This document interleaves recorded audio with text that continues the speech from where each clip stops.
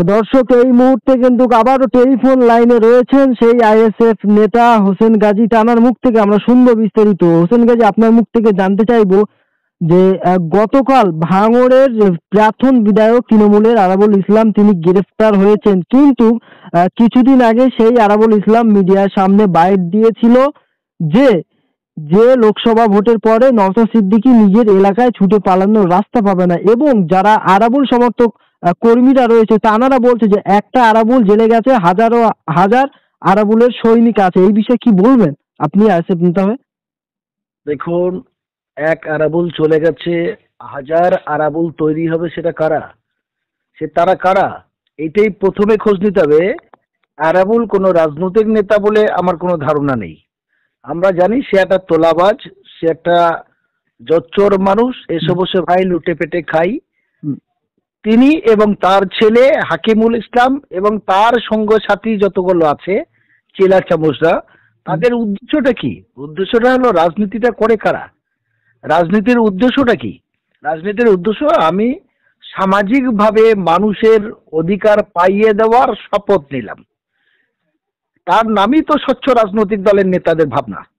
আজকে নওশাদ সিদ্দিকীর নাম শুনে সে আতঙ্কিত হচ্ছে কেন?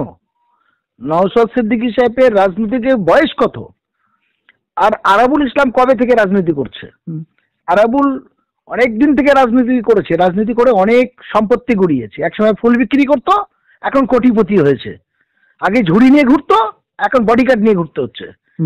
নওশাদ সিদ্দিকী কিন্তু ঝুড়ি নিয়ে ঘুরেনি, সে সরাসরি রাজনৈতিক ময়দানে এসেছে। ফার্স্ট টাইমে আসার পরেও জনগণের সমাজ ব্যবস্থা পরিবর্তনের জন্য এসেছে, এবং সমাজ ব্যবস্থা পরিবর্তনের জন্য নিজের জীবনের ঝুঁকি নিয়ে মানুষের স্বার্থে এগিয়ে গিয়েছে, এবং মানুষের ঐক্য জোট গড়ার জন্য তিনি কোর্টের দ্বারস্থ হচ্ছে নিরাপত্তার জন্য, তারপরে নিয়ে গেছে। আরাবুল ইসলামরা সেটা করেনি।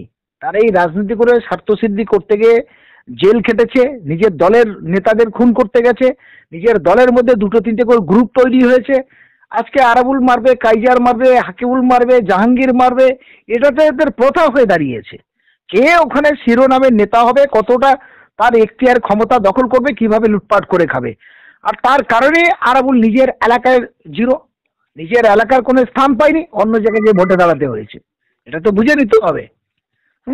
এটা ভাঙড়ের মানুষ বুঝে নিয়েছে, এবং আরাবুলের যে অঞ্চলে বাড়ি, যে পঞ্চায়েত এরিয়া বাড়ি, সেই পঞ্চায়েতে জিরো হয়ে গেছে।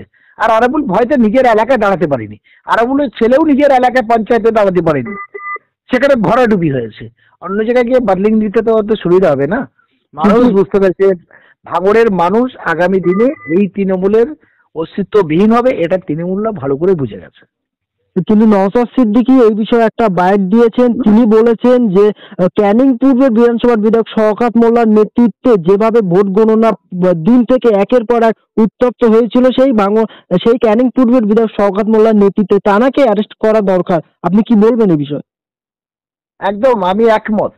কারণ এদের মধ্যে কোনো জাত নেই, ধর্ম নেই, এদের কাজ একটাই, কে কেমন ধরনের হতো। সেই শওকত মোল্লা তো আরাবুলের একই রকম ওদের কায়দা না। এ ছিল ফুল চোর, ফুল ঝুড়ি নিয়ে ঘুরতো, আর ও ছিল মাছ চোর। একটা ভেড়িতে থাকতো, দারোয়ানি করতো, সেখান থেকে সিপিএম নেতাদের হাতে পায়ে ধরে কোনো রকম সমিতি দাঁড়ায়, তারপর থেকে নদীর চর অবৈধ জমি দখল করে কোটিপতি হয়েছে।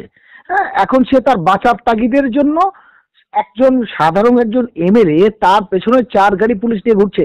পার ডে শওকত মোল্লার পেছনে কত টাকা খরচ?